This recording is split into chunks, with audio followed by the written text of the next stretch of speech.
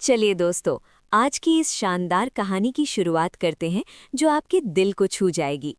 गांव के किनारे एक छोटा सा घर था जिसकी दीवारें पुरानी जरूर थीं, लेकिन उसमें रहने वालों के दिल बहुत बड़े थे। उसी घर में रहती थी राधा, जिसकी पहचान पूरे गांव में एक लड़ने वाली औरत के रूप में थी।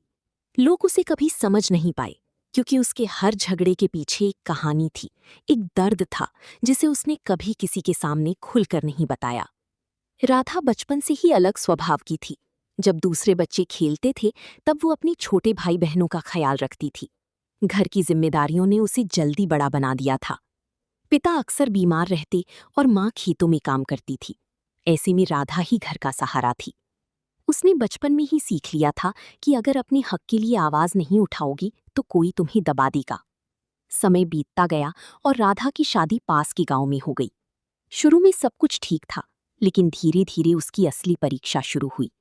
ससुराल में उसे हर बात पर टोका जाता, हर काम में कमी निकाली जाती। उसकी सास को उसका तेज स्वभाव पसंद नहीं था और जेठानी उसे हमेशा नीचा दिखाने की कोशिश करती। एक दिन जब राधा ने रसोई में खाना बनाया तो सास ने कहा, तुमसे कुछ ठीक से होता ही नहीं, न जाने कैसी परवरिश मिली है। उस दिन राधा चुप रही, लेकिन अंदर से टूट गई। मगर उसने ठान लिया कि अब वो हर बात सहन नहीं करेगी। धीरे धीरे उसने जवाब देना शुरू किया। जब भी कोई उसे गलत ठहराता, वो खुलकर अपनी बात रखती।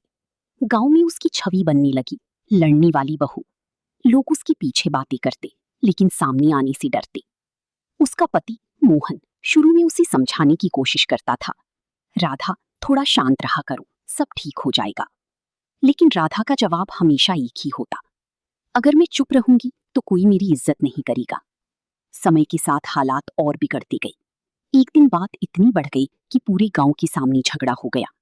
पंचायत बैठी और सबने राधा को। अगर आपको ये कहानी अच्छी लगी हो तो प्लीज़ इसे लाइक करके हमारा हौसला बढ़ाइए। और हाँ, ऐसे ही और कहानियाँ सुनने के लिए चैनल को सब्सक्राइब करना मत भूलिएगा। घंटी दबाइए ताकि अगली कहानी सीधे आप तक पहुँचे। तो मिलते हैं अगली कहानी में। धन्यवाद।